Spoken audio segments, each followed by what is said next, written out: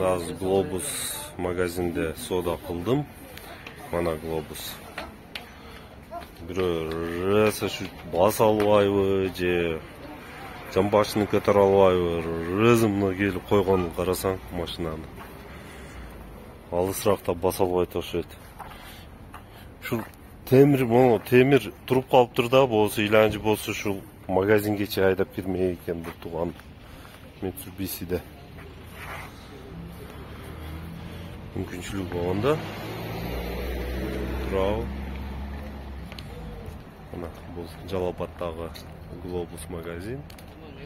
Ошо туугандар бир аз машинаны коюп атканда ойлонуп койсок, бирөөгө ыңгайсыздык жаратпадымбы, башка болбоду депчи. Эми азыр жүрөт кеңири, бул жерде адамдар кире албай, кирип чыгып атат, кыйналып кирип чыгып атат да.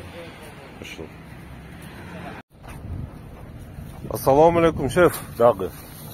Кандайсыз? Жакшысызбы? Сиз областнойдонбусузбу?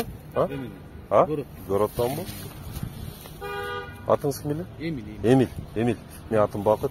Эми сиздин ишиңиз эмес, сиз башка жакка бөлүндүңүз. Бирок мындай сизден сурашты. Онунда окшогон сабатсыз шопурларга бир какой-то предупреждение берип койбойсузбу? Болду.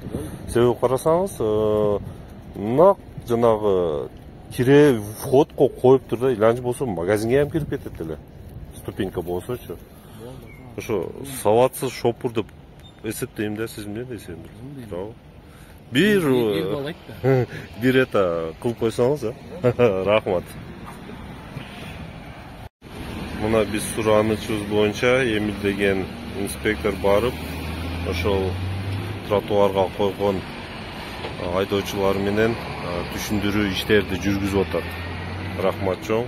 Биз гаини кызматкерлерге өзү бул Эмилдер бул жакка бөлүнгөн экен.